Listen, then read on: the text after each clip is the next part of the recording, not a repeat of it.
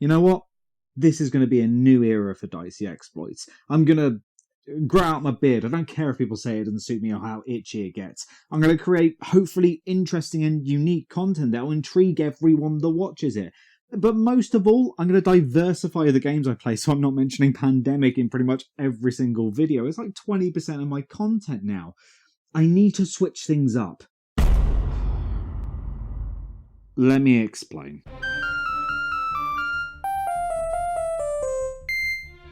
Pandemic Hot Zone North America, or PHZ? Nah, for short, has you and up to 3 others attempted to clear one continent of cuboids with cures, and if you're just sitting there thinking, but Ben, this is just Pandemic but smaller, yeah, I can see why you would think that, especially when you compare it to all the other pandemics when they're stacked on top of one another. It's minuscule, but I worry that people will patronisingly look at this and wrongfully think, oh, it's just an oversimplified version of Pandemic, or why would I need a travel edition of Pandemic during a, you know. Initially, everything seems smaller. There are only 3 diseases instead of 4, you only need 4 cards of Discovery Cure instead of 5, and there are only 3 Epidemic cards in the deck.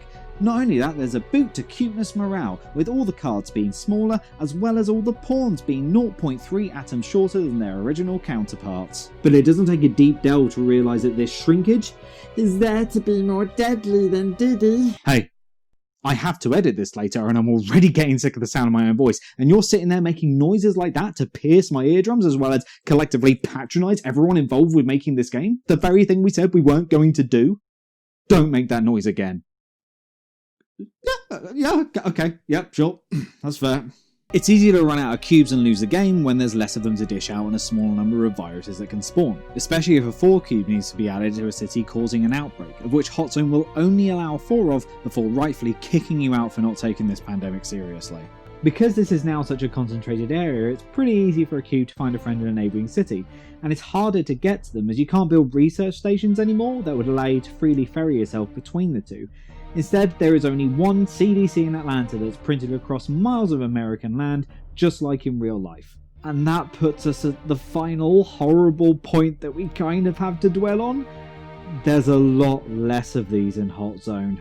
You still only draw 2 cards at the end of your turn, but with a smaller stack, it's all too easy to think you've got a good thing going, keeping everything in check, only to realise you're just a few turns away from running out of all cards, forcing another loss. Because it's harder to keep together in this game, there comes a time where you might have to leave your post and make a hefty sacrifice, one which you might not be able to afford anymore in order to scrape past a win, and that makes it such a concentrated piece of terror that I think is great for introducing new players to Pandemic.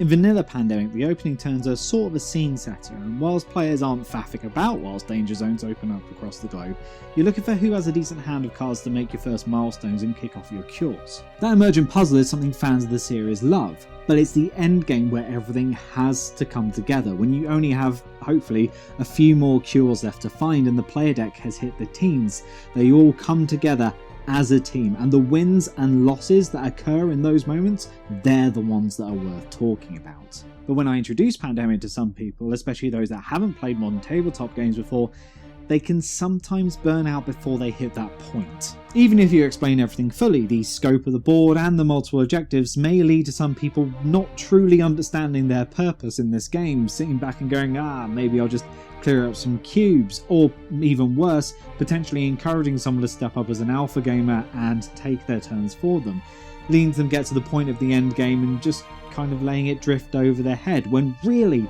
the gravitas, the drama of that moment is what you want to deliver to those players to keep them coming back. Hot Zone takes that moment, makes it the whole game. And if you do lose, the game only takes 20 minutes to play and about a minute to set up, so it's easy to pick up a disheartened newcomer, dust them off, and go in for another round if you want. If you're a vaccine veteran, however, or the player deck's never really given you that much hassle, dial back the confidence. You can add some crisis cards to it to increase the difficulty. Whilst these cards can add a little bit more time for you to find cures, they can also do some horrible things like removing cubes from the game entirely from your already small supply to just grounding planes and not letting you fly. Hang on a minute, this isn't nicely balanced, this is horrible. If you have the original game and some of the expansions, these are nice little oddities to include, but if you've just introduced someone to this and they're slowly gaining a win streak, these could be a nice way of spicing things up and pulling the rug from underneath them without giving them a concussion. It's easy for people to look at the Kangaroo Pocket-sized Hot Zone and scoff at it, thinking of it as an unnecessary, simplified version of the classic. It may be simpler, but it can be no less terrifying than the original. It takes the series' strengths, zones in on them, and creates a fast-paced game that gets straight to the point. And because of that, if your friends or family have been struggling to get into the series because maybe games have lasted just a little bit too long, this might be your way in to increase their confidence and give them a fighting chance in the Pandemic Legacy before introducing them to Pandemic Legacy and breaking their hearts.